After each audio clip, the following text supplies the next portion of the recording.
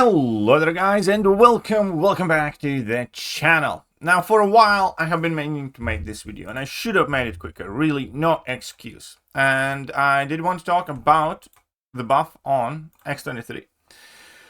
Before I kind of go deeper into the details, we're gonna have a couple of fights, one of whom I'm gonna showcase X-23, and then we're gonna take a look at different champions. So I have a rank 6 star, always maxed out, ascended 6-star X-23, and basically this is going to be about as well as you can do the fight.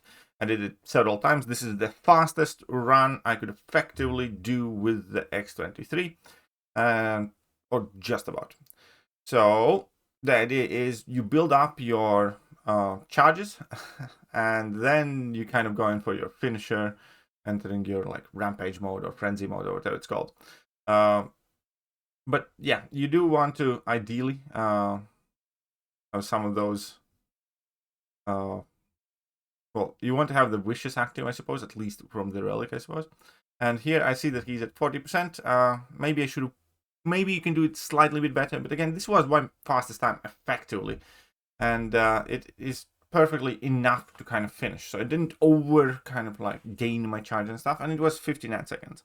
I'm sure that if I did a few more runs, I could get it more than 55 seconds, but sorry, 59 seconds. But that was like the best run I did with her. And she's meant to be like an offensive killer, powerhouse, great damage, stuff like that with her. And now we're going to take a look at Captain Britain. We all know who Captain Britain is in the game, right?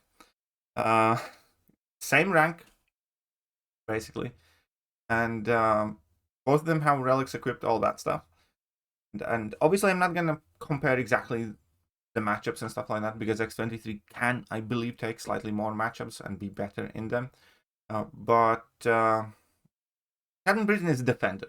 Captain Britain is currently, I'd say, the best defender in the game, or one of top 3 defenders in the game. And now I'm gonna go with this, and he used his level 2, so perfectly fine. I'm gonna go with this, let's say, and keep in mind, this is not per rotation over at all. She could do more damage than this in this one rotation. It was 1 minute and 3. It's basically the same time. And Captain Britain again could have went for longer, whereas I completely checked out with X-23 to get that time. Captain Britain still had a couple of specials and a lot of that damage in her then. That's kind of all that I needed to know. That I don't think X-23 has a chance in 2025, 2026 in MCOC.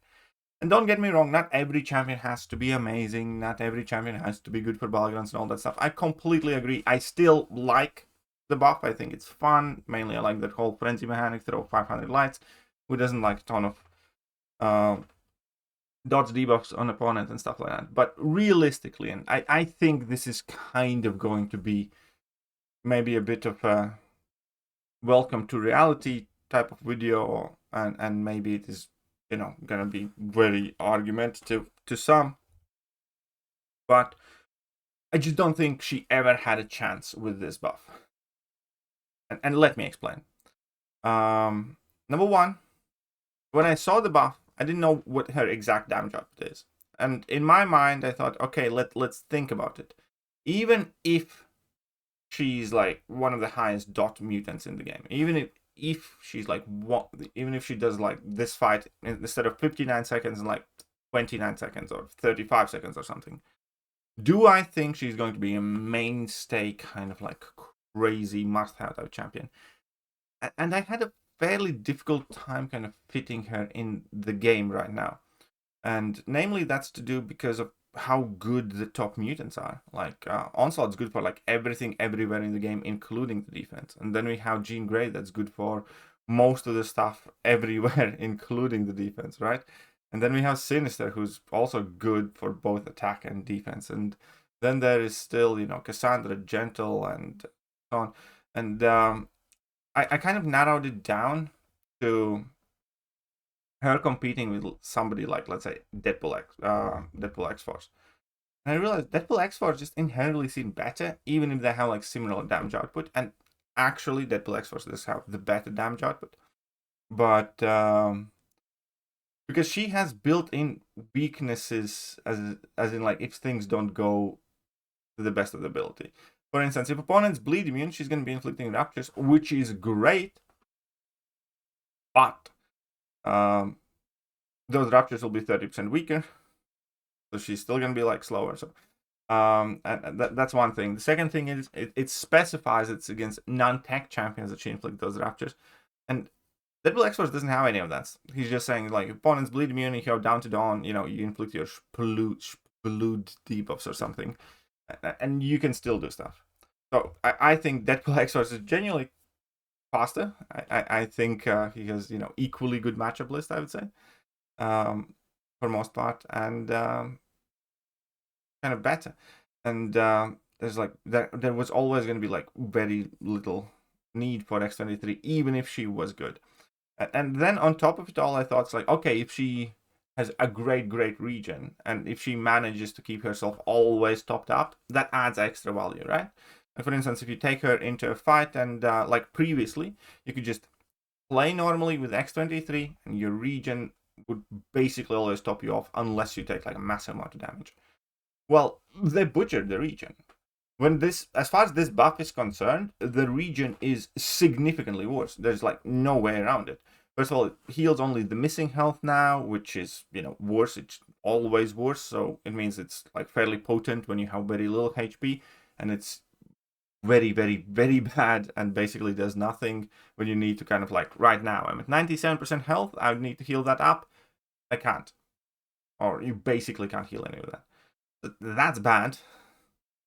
And triggering the regen is also bad, because offensively, if you want to trigger the regen in a generic matchup, you need further sacrifice your speed and ramp up, where you need to knock the opponent down, wait, and stuff like that. So that seems like underpowered type thing, That is definitely worse than it was, and it absolutely seems underpowered for what it is.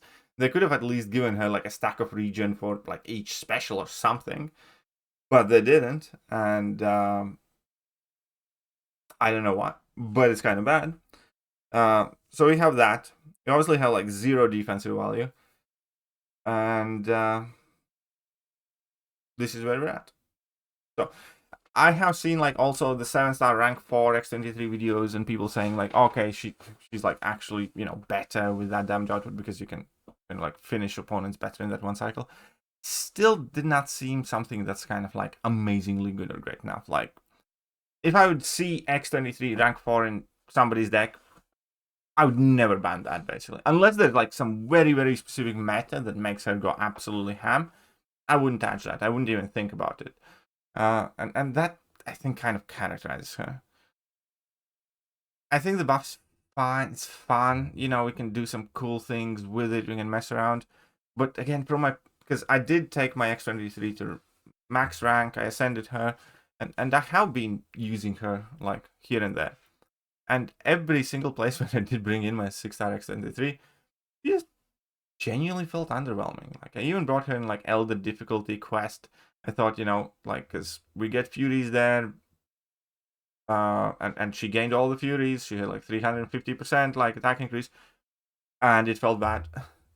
And I did some other like questing bits, and it kind of felt slow and sluggish. So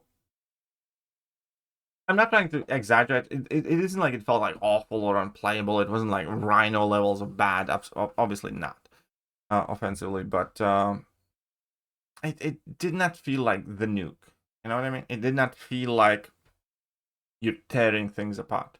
Because half the time when I entered my like mega damage mode here, dropping my lights, my opponent just didn't die. It really didn't do like enough damage. And that's, again, that's a complete cash out. So here I am. I know some people are going to be mad at me, but I really wanted to love this buff. I waited.